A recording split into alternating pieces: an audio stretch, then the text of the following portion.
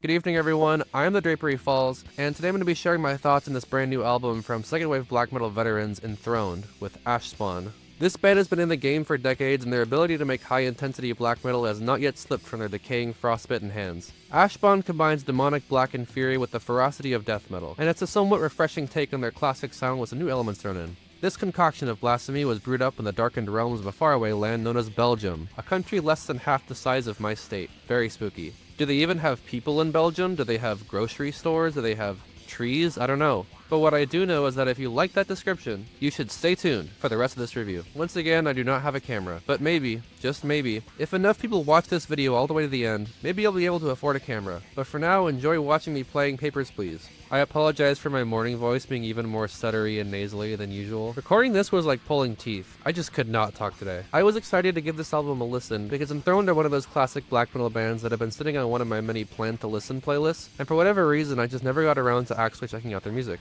even though I knew it was probably great. Reviewing this album was an opportunity to finally do that. This was released on December 5th on Season of Mist, the same day that another band with Throne in the name dropped an album. Norwegian meat and potatoes death metal connoisseurs Blood Red Throne dropped Silk Song.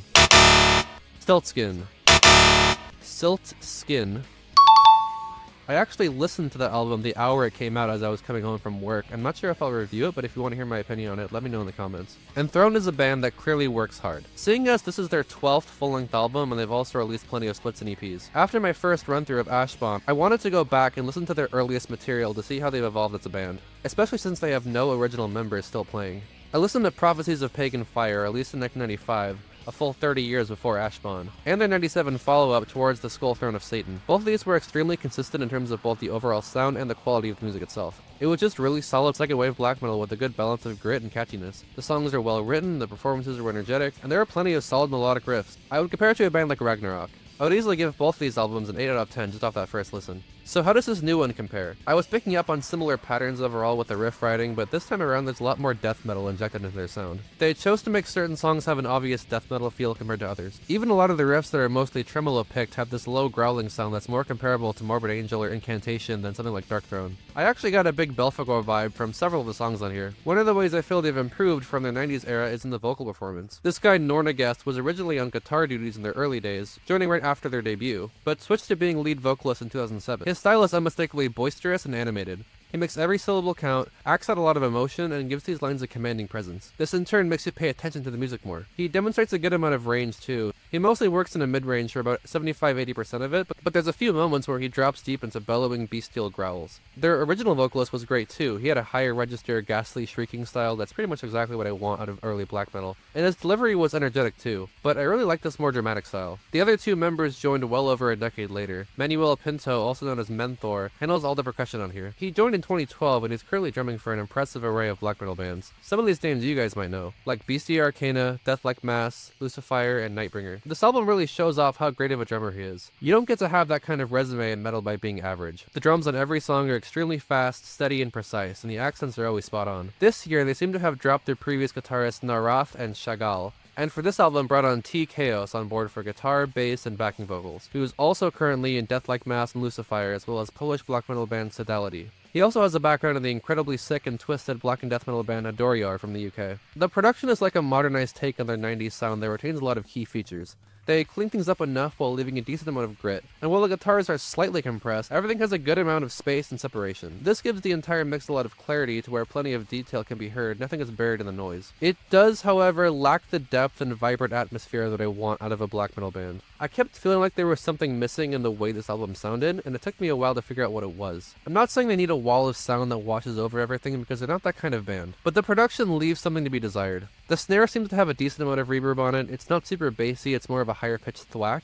The kick has a nice thump, the cymbals are very sharp and crisp, and the toms sound gigantic. But I'm not hearing much reverb on the guitars at all, and it's just missing that echoey, crackling sound that I want to hear. The bass is not particularly prominent, but you can tell it's there. There's not a lot of bass breaks throughout the album, and it's mostly in lockstep with the guitars. Now, there are plenty of good songs, great musicianship, and cool ideas on here, but probably my biggest complaint across the board with Ashspawn is it struggles to commit when it needs to. Let me explain. It seems like they're playing it too safe. It doesn't dive too deep into the animosity and primal riffing that you want out of the extreme side of black metal, even though it does clearly try to go heavy and dips into death metal. It's somewhat melodic, but most of the melodies don't jump out at you as being particularly noteworthy or different different from what you've come to expect out of black metal. It's kind of stuck in the middle of the road. I'm trying not to sound too harsh in here because at the same time, I can't deny that there are great riffs and intense performances throughout the album. Probably the closest band I could compare this to would be Marduk. They kind of sound like if you took a band like Ceremonial Castings and stripped away most of their atmosphere. I feel a similar way about this album as I do a band like Abysmal Dawn. I can absolutely see the appeal of it, and they're similar to a lot of stuff that I would normally be really into, but for some reason they just can't seem to hook me that much. That being said, there is a lot of talent packed into this band. Let's see how that plays out each of these songs. The opener, Crawling Tongues, already shows off a great interweaving of black metal and death metal. Most of the riffs that drive the song have the snarl and aggression of Belphegor with a sprinkling of deicide, with slightly slower, softer sections in between. Big heavy power chords split the song in half, and the chanting vocals get much more dramatic. Instead of a proper extended solo, the lead guitar kind of chimes in throughout the song to add a dash of evil energy to certain moments. Again, it feels kind of wishy-washy. This song also has a really creepy intro, where the drums are going mental and there's some distorted groaning in the background, and a voice talking over it that you can barely decipher because of this weird sounding filter that's almost uncomfortable to listen to.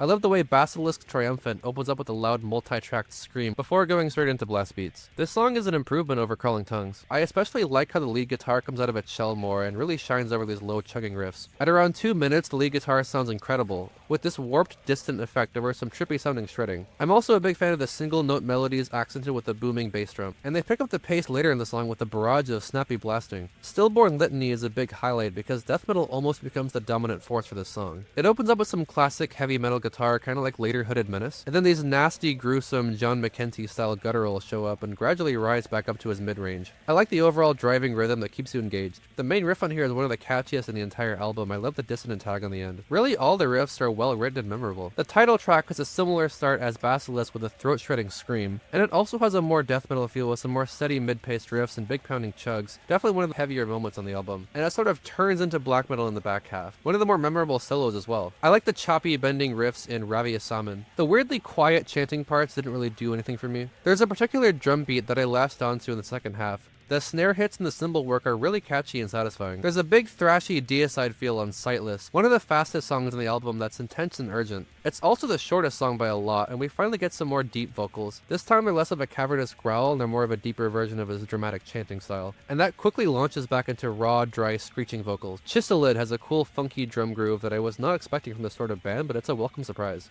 The song starts a little tired and samey, but it quickly gets more interesting, introducing some catchy, echoey tremolo riffs and boatloads of epic leads that melt with the rhythm guitar as well, and every note howls. Ashen Advocacy, a much slower moving and more epic and melodic song than anything else in the album. It takes a while to build up. There's a long intro with a sample from a movie, I'm not sure which movie it is, but it does add a lot to the atmosphere. The vocals are especially engaging. Certain lyrics actually stand out a lot, like when he says, "Condemn you to burn with me." Parts of this song reach into doom metal territory, and the vocals become more of a desperate groan, and then right back into sounding vicious and furious when they finally pick up the pace. Assertion has a very sinister opening with a snarling riff, more deep layered vocals and loud pounding drums played over an alarm. The song is more driven by cold melodic tremolo riffs, and it has a much more second wave black metal feel than most of the material on here. It actually sounds more like their earlier work. I love the part where he says the assertion, "You will not survive." More catchy drum patterns that aren't particularly flashy but are really interesting to listen to. And the outro is another highlight with this doomy Sabbathy riff. The bend in it reminded me of Electric Funeral. My top 3 favorite songs would be Basilisk Triumphant, Stillborn Litany, and Sightless. This is me writing from the future. I wanted to see what some other people thought of this album after finishing the script, and it seems like for the most part, people were really into this one. For me, even after multiple listens, it just didn't pull me in that much. All things considered, this album showed off tight performances from all members. I found myself focusing on the drums a lot,